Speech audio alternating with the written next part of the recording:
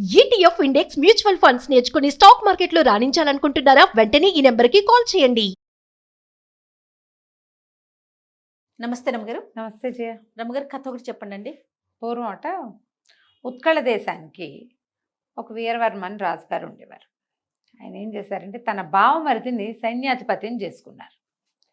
ఈ బావమరిది ముందు రోజుల నుంచి ఏదో బావగారు తనకి చాలా మర్యాద ఇవ్వలేదని, అలా గౌరవం ఇవ్వలేదని అలాంటి ఫీలింగ్స్ ఉండేవి. ఆయన మొహం పెద్దగా గిట్టేది కాదు, అక్క మొగుడైనా కూడా. క్రమంగా ఈయనకంటే నేను తెలివైన వాడిని, ఈ రాజ్యాన్ని నేను పాలించాలి, ఈయన బాగా తెలివిగా లేడు, అలాంటి భావాలు కూడా వచ్చాయి. ప్రతి వాళ్ళు చుట్టుపక్కల, అతని చుట్టుపక్కల చేరిన వాళ్ళు ఏమంటారు, ఆహా రాజుగారి కంటే మీరే తెలివి ఎక్కువ, ఆయనకి అంత లేదు, మీకు చాలా ఉంది అంటే వస్తాయి కదా. ఈ భుజంగవర్మ అనే పేరున్న ఆయన బావమరిది ఒకనాడు తన బావగారిని సంహరించి రాజ్యానికి రాజైపోయాడు. వాళ్ళ అక్కగారు అంతకుముందే గతించింది. ఈ రాజుగారికి ఒక కుమారుడు ఉన్నాడు, అనంతవర్మ. అతను ఆ సమయంలో ఒక 18-19 సంవత్సరాలు ఉంటాయి అతనికి. ఎక్కడికో వెళ్ళాడు కొంతమంది స్నేహితులతో కలిసి. రాజకుమారుడు వచ్చే లోపల భుజంగవర్మ గారు రాజైపోయాడు. ఎప్పుడైతే ఈ వార్త బయటకు వచ్చేసింది, ఆయన రాజైపోయాడు, ఈ రాజు అంత్యక్రియలు చేసేశారు, ఏం లేదు ఇంక ఇక్కడ రాజకుమారుడు దొరికి చంపేస్తారు ఎప్పుడో ఒకప్పుడు. అతను ఆ ప్రయత్నం కూడా చేస్తున్నాడు. మేనల్లుడిని బతికించి ఉంచే ఉద్దేశం ఆయనకి లేదు, వచ్చేదాకా వెయిట్ చేస్తున్నాడు. అయితే కుర్రాడికి చాలామంది స్నేహితులు ఉన్నారు ఊళ్ళో. వీళ్ళు ఉత్తరాలు రాసి అంచెల మీద కబుర్లు పెట్టి, నువ్వు రావద్దు, నిన్ను చంపేస్తారు, సమయం కోసం వేచి ఉండు, నువ్వు ఇంకా కుర్రాడివి కాబట్టి అని వార్తలు పంపారు. ఇతనికి కూడా ఏదో చేసేసేయాలని లేదు, అంత వయసు కూడా లేదు. ఇక ఊళ్ళోకి వెళ్ళాల అంటే నగరంలోకి వెళ్ళకుండా యువతల, నగరానికి యువతలు ఉన్న 1-2 గ్రామాల్లో ఏదో ఆశ్రయం చూసుకున్నాడు. పెద్దగా తిండి తిప్పలకి కుదరటల్లా, ఏదో తన దగ్గర సొమ్మున్నన్నాళ్ళు నడిచింది. తర్వాత ఎప్పుడు డబ్బు ఏదైనా పని చేసి డబ్బులు దొరికితే దొరికినట్టు, లేకపోతే కాయా కసరు తింటూ కాలక్షేపం చేస్తున్నాడు. నగరం నుంచి ఏదైనా సహాయం వచ్చేదాకా ఇతను ఇక్కడే ఉండాలి. ఒకనాడు ఏమైంది, ముందు రోజు ఏదో తిన్నాడు, ఊరి బయట అడవిలో బాగా వెలగపళ్ళు, నేరేడు పళ్ళు అవి ఉన్నాయని వార్తుండి కొన్ని పళ్ళు కోసుకుందామని, అవి నిలవ కూడా పెట్టుకోవచ్చు, వెళ్ళాడు. ఈ అడవిలోకి వెళ్ళి ఓ చెట్టెక్కి దిగుతుంటే దానికి గుర్రపు డెక్కల చప్పుడు వినపడింది. చెట్టు మీదే ఆగిపోయాడు. ఇంచుమించు ఒక 30-40 గుర్రాలు వచ్చినాయి ఒకేసారి. ఈ వచ్చిన వాళ్ళందరూ ఎట్టా ఉన్నారు, ఒక్కొక్కడు మంచి బ్రహ్మాండంగా ఉన్నారు, దారి దోపిడీ వాళ్ళలాగా కనపడుతున్నారు. తను చూస్తూ ఉండగానే ఆ చెట్టు, తను ఏ చెట్టు పక్కన ఉన్నాడో ఆ చెట్టు మీద ఉన్నాడో ఆ చెట్టు పక్క నుంచి నడిచి, అసలు అక్కడ ఏమీ ఉన్నట్టేం కనిపించట్లా, ఏదో ఎండుటాకులు అవి ఉన్నాయి. వాళ్ళ ఎండుటాకులన్నీ తోస్తే అక్కడ ఒక గుహ లాంటిది ఏదో కనపడుతుంది, చిన్నది ఇట్లా.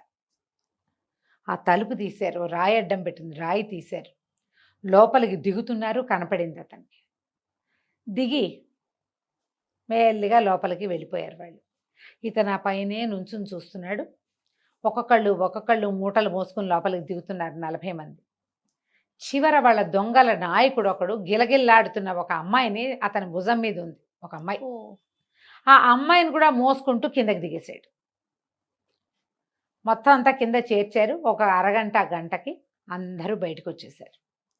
అమ్మాయిని మోసుకెళ్ళిన వాడు అమ్మాయిని తేల, అందరి చేతులు ఖాళీగా ఉన్నాయి, అందరూ ఖాళీగానే పైకి వచ్చేసారు. వచ్చాక ఏం చేశారు, రాయి మళ్ళీ అడ్డం పెట్టి యథావిధిగా దాని నిండా ఎండుటాకలు, కొబ్బరి డిప్పలు లాంటివి కప్పేసి గుర్రాలు ఎక్కేశారు.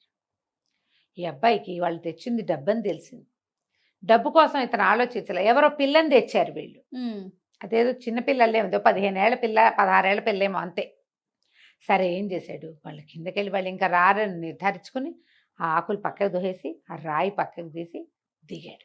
దిగితే ఇట్లా కిందకి మెట్లు ఉన్నాయి, లోపలికి మెట్లన్నీ దిగెళ్తుంది. పెద్ద సభాభవనం లాగా ఉంది, మూటల కొద్దీ డబ్బు దాని నిండా, గదులున్నాయి లోపల. ఒక్కో గది చూసుకుంటూ వెళ్తే ఆఖరి గదిలో మూలుగుతూ ఏడుస్తున్న ఒక ఆడపిల్ల గొంతు వినపడింది అతను. గది బయట గడి పెట్టింది, తాళాలు పెట్టిలేవు, గడియలే ఉన్నాయి. ఒక్కో గది తీశాడు, అన్నిట్లలో వజ్రాలు, వైడూర్యాలు, ధనం, కొంతేవో రకరకాల ఆహార పదార్థాలు, పాడవనివి అట్లాంటివి చాలా ఉన్నాయి. చివరి గదిలో ఈ పిల్ల కనపడింది. తీరా ఇతను లోపలికి వెళ్ళి ఆ తలుపు తీసి ఆ నోటి కట్లు ఇప్పేసరికల్లా అతను గుర్తుపెట్టాడు, ఆ అమ్మాయి ఎవరో కాదు, తన తండ్రిని చంపిన దుర్జయవర్మ ఉన్నాడు కదా ఆ రాజుగారు, భుజంగవర్మ, అతని కూతురు. రాజకుమార్తె. ఇప్పుడు ప్రస్తుతం రాజు హేమలత ఆ పిల్ల పేరు. ఆ పిల్లగా బుక్కుని తన కాళ్ళు పట్టుకుంది, మీరెవరో నన్ను రక్షించండి ప్లీజ్, వీళ్ళు కాళికాదేవికి బలి ఇవ్వడానికి నన్ను తెచ్చారు దొంగలు వీళ్ళు, నన్ను రక్షించండి, నేను భుజంగవర్మ గారి అమ్మాయిని. తనకు తెలుసు, తనకి ఒళ్ళు మంటగా ఉంది, మా నాన్నని చంపిన వాడికి కూతుర్ని నేను రక్షించాలా అని ఒక పాయింట్. పాపం చిన్నపిల్ల, అందులో ఆ మేనమావ కూతురు, ఇది బలైపోతుంది వృధాగా. సరే ఏం చేశాడు, వచ్చేసేయి నాతోటని బయటికి తీసుకొచ్చేసాడు. తలుపు గడి పెట్టేసి ఈ పిల్లని బయటికి తీసుకొచ్చేసి మళ్ళీ యథావిధిగా కప్పేశాడు. రూపాయి దేల అక్కడి నుంచి పిల్లని మాత్రం తీసుకొచ్చేసాడు. దొంగ సొమ్ము అది మనకెందుకు అనుకున్నాడు. ఇంటికి తీసుకొచ్చి ఇతని అడవి పక్కన నగరానికి అవతలగా ఉన్న ఒక పల్లెలో ఉంటున్నాడు. ఆ పల్లెలో ఒక బ్రాహ్మణ ఇంట్లో ఇతను ఉన్నాడు. ఈ అబ్బాయి రాజుల అబ్బాయిని వాళ్ళకి తెలుసు, రాజకుమారుడు అని తెలీదు. ఎవరో రాజుగారు అబ్బాయి బతికి చెడి తలదాచుకుంటున్నాడు. తీసుకెళ్ళి వాళ్ళ ఇంట్లో పెట్టాడు. వాళ్ళకి డౌట్ వచ్చింది, పెళ్ళి ఏమిటి ఇంత మంచి బట్టలు వేసుకుని ఇంత బాగుంది ఏమిట్రా అని. మర్నాడు ఏం చెప్పాడంటే, ఏమన్నా తినడానికి తెస్తానమ్మాయి, నువ్వు ఇక్కడే ఉండు, జాగ్రత్తగా ఉండు అని వెళ్ళిపోయాడు. ఈ పిల్లకి వీడిని చూసిన దగ్గర నుంచి వీడిని పెళ్లి చేసుకుందామని పుట్టింది. ఈ లోపల ఏమైంది, రాజుగారి అమ్మాయిని ఎవరో ఎత్తుపోయారు.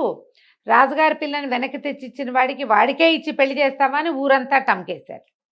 ఈ ఇంట్లో బ్రాహ్మణ ఇంట్లో ఒక తల్లి కొడుకు ఉన్నారు. ఆ కుమారుడి పేరు అన్నం భొట్లు. ఆ అన్నం భట్లకి ఏమనిపించింది, ఈ పిల్ల రాజకుమార్తె డెఫినెట్గా, ఈ అబ్బాయే దాన్ని తీసుకొచ్చాడు. వాళ్ళ అమ్మకి చెప్పాడు, అమ్మ నీ పుణ్యం ఉంటుందే, చక్కగా ఉంది, నాకెవరు పిల్లని ఎవరైనా రోజు తిడతావు, తీసుకెళ్ళి అప్పచెప్దాం. ఈ అమ్మాయి కనుక రాజకుమార్తె అయిందనుకో, రాజకుమార్తె నుంచి పెళ్లి చేస్తారు ఏం చక్క అని తల్లిని బతిమలాడుతున్నాడు. ఈ అమ్మాయికి అర్థమైంది తనని దింపడానికి వెళ్తారు వీళ్ళని. సాయంత్రం అతను పళ్ళు గిళ్ళు కాయలు మోసుకొని వచ్చేసరి కల్లా ఈ అన్నం భట్లు అటకాయించాడు. ఈ అమ్మాయి రాజకుమార్తె కదా, రాజుగారికి అప్పచెప్పడానికి తీసుకెళ్ళిపోతున్నాం మేమని. ఇతను అన్నాడు, సరే తీసుకుపోండి అని అమ్మాయికి చెప్పాడు. అమ్మాయి వీళ్ళతో పట్టు వెళ్ళిపో.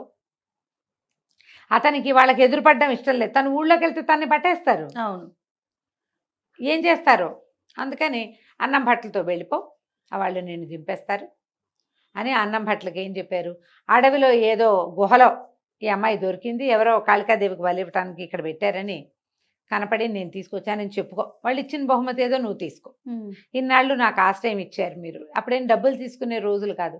వాళ్ళ ఇంట్లో వెనకాల ఉన్న వరండాలో 2 గదుల్లో ఉంటున్నాడు ఈ అబ్బాయి. ఎప్పుడైనా కలిగితే వాళ్ళే అన్నం పెట్టారు కూడా ఇతనికి, మీరు సంపాదించుకోండి, మీకు ఏది వస్తే అది తీసుకోండి, పిల్లని సేఫ్గా తీసుకెళ్ళి అప్పచెప్పండి అన్నాడు. ఈ అన్నం భట్లు రాజకుమార్తెని వెంటబెట్టు తీసుకుపోయి రాజుగారికి అప్పచెప్పాడు. నేను మామూలుగా కాదండి, 500 మంది దొంగల్ని సొరకాయలు నరికినట్టు నరికేసి మీ అమ్మాయిని రక్షించాను, ఇగో నాకు బహుమతి ఇవ్వండి అన్నాడు. అనేసరికల్లా వాళ్ళు చాలా సంతోషించి అందరూ పొట్ట చెక్కలు అయ్యేలాగా నవ్వి, ఇతను చూస్తే గుండు పిలక స్థూలకాయం, వీడి వల్ల ఏమవుతుంది, ఎవరినైనా కొట్టడం వాళ్ళకే తెలుసు, శ్రోత్రియ బ్రాహ్మడు ఇతనేం చేయలేడు, ఏదో చెప్తున్నాడని విన్నారు. చెవులకు రత్నకుండలాలు వేయించి చక్క బంగారు జరి పని చేసిన శాలువా గప్పి 1000 వరహాలు చేతిలో పెట్టి వెళ్ళండి బాబు అనేసరికల్లా, అదేమిటి మీరు టంకేయించారు కదా రాజకుమార్తెనిచ్చి వివాహం చేస్తామని అంటే, ఆయన రాజుగారు మళ్ళీ నవ్వాడు. వివాహం ఏముందిలేండి, ఒక అగ్రహారం ఇస్తాను, వెళ్ళిరండి, ముహూర్తం పెట్టుకురండి, మూఢం వెళ్ళాక మీరు వస్తే గనక మీకు అగ్రహారం ఇస్తాను అనేసరికల్లా, మూఢం వెళ్ళాక రండి అన్న పాయింట్ పట్టుకున్నాడు. మూఢం వెళ్ళాక దేనికి వస్తారు, పెళ్ళికే కాదు అగ్రహారం కూడా ఇస్తారనుకుని ఆ వార్తలు పుచ్చుకుని వాళ్ళు ఇచ్చిన వస్తువులన్నీ పట్టుకుని వాళ్ళు బండి ఇస్తే ఆ బండి ఎక్కి అన్నం భట్లు ఇంటికి వచ్చేసాడు. వచ్చాక వాళ్ళ అమ్మకి చెప్పాడు, అమ్మ మూఢం వెళ్ళాక నువ్వు రాజుగారి వియపురాలు అయిపోతావే అంటే, ఆవిడని బాగుందా, అట్లాంటివేం అవో, ఆ రాజుల అబ్బాయిని పెళ్లి చేసుకుంటుంది ఆ రాజకుమార్తె, ఆ పిల్ల వెళ్ళేటప్పుడే చెప్పెళ్ళింది, అదేం జరిగే పని కాదు, అగ్రహారం ఇస్తామన్నారు పుచ్చుకోరా, నీకు ఇప్పటికీ చాలా దక్కే, ఈ 1000 వరహాలతో మనం 4 తరాల పాటు తిని బతకచ్చు, అగ్రహారం ఇస్తే మరీ హాయి, జీవితం బాగుంటుంది, శుభ్రంగా నీకు ఎవరో ఒకళ్ళు పిల్లనిస్తారా, రాజులమ్మాయి ఎందుకు నీకు, ఆ కుర్రాడు పెళ్లి చేసుకుంటాడు, నీకు ఇది వద్దాను. అయినా సరే వాడు వినలా, ఏమైనా సరే వాడికి ఇది పెళ్లి చేసేసుకోవాలని ఉంది. సరే ఇట 2 రోజులు గడిచింది. ఈ లోపల ఏమైంది, ఆ రాజకుమార్తె ఏం చెప్పింది, కాదు నాన్న, ఈ బ్రాహ్మణ అబ్బాయి నన్ను రక్షించలే, అడవిలో నన్ను ఒక గుహలో లాంటి దాంట్లో బంధించారు, ఒక రాజకుమారుడు ఈ బ్రాహ్మల ఇంట్లో ఉన్నాడు, ఖచ్చితంగా అతను ఏదో పెద్ద వంశంలో పుట్టినవాడే, అతను రక్షించాడు. అతనే అతన్ని నేను చెట్టు బెదిరించి చూశానని నన్ను రక్షించి ఆ మొత్తం గుహల నిండా బంగారం వెండి సామాన్లు ఉంటే ఒక్క కాసు కూడా తీసుకోలే, కేవలం నన్ను రక్షించడానికే వచ్చాడు. దొంగ సొమ్ము అంటుకొని వాడు రాజు నన్ను రక్షించాడు, నన్ను బయటికి తీసుకొచ్చాడు, వీళ్ళ ఇంట్లో ఉంచాడు, తనతో ఉంచుకోలేదు, బ్రాహ్మల ఇంట్లో అట్టెపెట్టాడు నన్ను.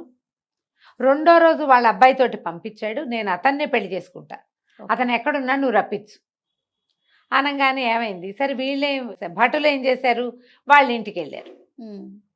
ఇంటికి వెళ్ళేసరికల్లా వాళ్ళని అడిగారు, ఈ అమ్మాయి మీ ఇంట్లో ఒక రాజకుమారుడు ఉండాలి, ఒక రాజుల అబ్బాయి ఉండాలి కదా, ఆ అబ్బాయి ఏడి అని అడిగేసరికల్లా అన్నం భట్లుగా ఏం భయం వేసింది, వీడిని గనక పంపిస్తే విషయం తెలిసిపోతుంది కదా. ఈ అన్నం భట్లు తల్లి మాట్లాడుకున్నారు కదా ముందు, ఆ అమ్మాయి ఈ పిల్లనే వీడే నన్ను తీసుకొచ్చాడని చెప్పకుండా చెప్తుంది, వాళ్ళ జాతివాడు కాబట్టి వాడినే పెళ్లి చేసుకుంటుంది, ఈసారి నువ్వు వెళ్తే పహరా వాళ్ళతో నిన్ను గెంటిస్తారు పిచ్చి వెధవా అని తిట్టింది వాళ్ళమ్మ.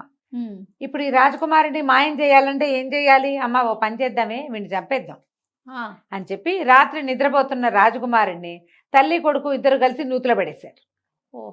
ఆ పడేసిన నూతిలో పడ్డవాడు లోపల పడిపోలా, వాడికి తెలిసిపోయింది కిందకి పడుతూ ఉండగా, గబుక్కున వర వంచులు పట్టుకుని ఆ అంచు పట్టుకుని లోపల నిల్చుని ఉన్నాడు. తెల్లవారుజామున జరిగింది. పొద్దున్నే 9-10 అయ్యేసరికల్లా భట్లు వచ్చేసారు రాజకుమారుడి కోసం. మీ ఇంట్లో ఒక రాజుల అబ్బాయి ఉండాలి కదా, ఆ అబ్బాయి ఏడి, మాకు తెలియదు అన్నారు వీళ్ళు. వాకిట్లో రోడ్డు మీద అంతా కనుక్కుని వచ్చారు వాళ్ళు సైనికులు, ఇక్కడ ఒక రాజకుమారుడు లాంటి వాడు ఒకడు ఉన్నాడు అనేది, అనంతవర్మ పేరుతోటి ఒక కుర్రాడు ఉన్నాడని, ఆడు అన్నం భట్లు వాళ్ళ ఇంట్లో ఉన్నాడని, అతనే ఒక రాజకుమార్తెని తీసుకొచ్చాడని, ఆ రాజకుమార్తెనే అన్నం భట్లు తీసుకెళ్లి రాజుగారి దగ్గర అప్పచెప్పి రత్నకుండలాలు వేయించుకొచ్చాడని, మొత్తం కథంతా రోడ్డు మీదే ఉంది. అంటే గ్యారంటీగా రాజులపై వీళ్ళింట్లోనే ఉండాలి. ఈ లోపలికి వచ్చారు వీళ్ళు, లోపలికి వచ్చి రాజకుమారుడి కోసం అడిగేసరికల్లా వీళ్ళు మాకు తెలీదు, అబ్బాయి ఎప్పుడో వెళ్ళిపోయాడు అన్నారు. ఎప్పుడైతే కొత్త మనుషులు ఇంట్లోకి వచ్చారో వెంటనే ఈ నూతిలో ఉన్న రాజకుమారుడు కేకలు పెట్టాడు, రక్షించండి రక్షించండి. వీళ్ళిద్దరైతే రక్షించరు, ఏం చేస్తారు, ఇంకో బండరాయి పడేస్తారు నెత్తి మీద. మూడో మనిషి వచ్చేదాకా వెయిట్ చేశాడు తెలివిగా వాడు. ఎప్పుడైతే నూతిలో నుంచి కేకలు వినపడాయో వచ్చిన సైనికులు, అరే ఎక్కడో కేకలు వినపడినాయి చూడండి రాని అటు ఇటు వెతికి నూతి లోపలికి చూశారు. రాజకుమారుడికి 2 తాళ్ళేసి పైకి లాగారు. ఎటపడి ఇదేంటి నూతిలో ఎందుకున్నావు అని అడిగితే ఇప్పుడు ఏం చెప్పాలి, వీళ్ళే పడేశారని చెప్పాలా. మరి సంవత్సరం నుంచి వాళ్ళు తనకు అన్నం పెట్టారు, గదిచ్చి ఉంచుకున్నారు. తెల్లవారుజామున మంచినీళ్ళ కోసం ఇటు వచ్చి పొరపాటున కాలు జారి పడ్డాను అని చెప్పేసరికి వాళ్ళు బతుకు జీవుడా అనుకున్నారు, లేకపోతే వాళ్ళిద్దరిని అమ్మ కొడుకుని మోసపోయేవాళ్ళు వీళ్ళు సైనికులు. అక్కడి నుంచి రాజకుమారుని, బాబు నువ్వురా రాజకుమారుని నేను చూస్తానంటున్నారని తీసుకుపోయారు. తీసుకెళ్లేసరికి లోపలికి వచ్చేసరికి హేమలత గుర్తుపట్ల అనంతవర్మని, కానీ రాజుగారు గుర్తుపట్టేశాడు. అతని నడక అన్నీ వాళ్ళ నాన్న లాంటివే. దాంతో చాలా సిగ్గుపడ్డాడు. వీడు నా కూతురుని వీడు రక్షించాడు, వీడి తండ్రిని నేను బతికించి ఉంచలేకపోయాను, చాలా సిగ్గుపడి నన్ను క్షమించు, నా వల్ల చాలా పొరపాటు జరిగింది, ఒక క్షణికావేశంలో మీ నాన్నగారిని సంహరించాను, కానీ ఈ రాజ్యం నీదే, నువ్వు నా పిల్లని పెళ్లి చేసుకో, రాజ్యం నువ్వే ఏలుకో అని బతిమలాడి మంత్రులందరితోటి చెప్పించి సైన్యాధిపతిగా పదవీ విరమణ కూడా చేస్తాను, నేను ఇంకా ఈ పదవిలో కూడా ఉండనని బతిమలాడి మేల్నల్లుడిని ఒప్పించుకున్నాడు. ఆయన కూతురు వీడిని తప్పిస్తే ఇంకోటి పెళ్లి చేసుకుంటానంటోంది. మరి ఇంకేం చేస్తాడు, పైగా అది ప్రచారం అయిపోయింది, పరువు కూడా తక్కువే. ఇంకా సరే అమ్మాయికి అబ్బాయికి పెళ్లి చేశారు. ఇవి తమ వివాహాన్ని నిశ్చయం అవ్వగానే ఇతను అన్నం భట్లు వాళ్ళ ఇంటికి వెళ్ళాడు. వెళ్ళేసరికల్లా ఏమైంది, వీళ్ళు వెళ్ళేసరికి వాళ్ళ ఈ అన్నం భట్లు వాళ్ళ అమ్మేమో దెబ్బలు తగిలి ఒక మూలపడి ఉంది, వీడిని చెట్టుకి తీసి కట్టేసి ఉంచారు. ఇదేంటంటే ఇట కట్టేసి ఉంచారంటే దొంగలు వచ్చారు, బందిపోటు దొంగలు. రాజకుమార్తెని నేనే రక్షించానని ఇక్కడంతా ప్రచారం చేసుకున్నాను, ఆ పిల్లని నేనే ఎత్తుకుపోయానని వాళ్ళని నన్ను చావగొట్టి చెవులు మూశారు, మా అమ్మని కొట్టి ఆ మూలపడేశారు అనేసరికి ఆవిడకి ఏదో వైద్యం చేయించి, సరే ఇతనికి అతను ఓడ చేసి ఆ తగిలిన దెబ్బలకి వైద్యం చేయించాడు. ఇతనితో 4 సైనికులు కూడా, మరి రాజు అయిపోతున్నాడు కదా. అయితే అప్పుడు ఏం చేశాడు, సైనికుల్లో కొంతమందిని వెంబడి పెట్టుకు తీసుకెళ్ళాడు. ఈ ప్రాంతాల్లో వీళ్ళు ఉంటున్నారు, మాటేసి ఉంచండి, ముందు ఈ లోపల ఉన్న ధనాన్ని ఖాళీ చేయించేసేయండి. మొత్తం డబ్బంతా లాగేశారు బయటికి. బోళ్ళన్ని డబ్బులు ఉన్నాయి కదా లోపల, వజ్రాలు వైడూర్యాలు నగలు నాణ్యాలు ధాన్యం మొత్తం ఊడ్చారు. ఆ 40 మంది దొంగల్ని రెడ్ హ్యాండెడ్గా పట్టేసుకున్నారు. పట్టుకుని 40 మందిని ఖైదులో వేశారు. ఆ తర్వాత హేమలతని అనంతవర్మ వివాహం చేసుకున్నాడు. కథ కంచికి మనం ఇంటికి.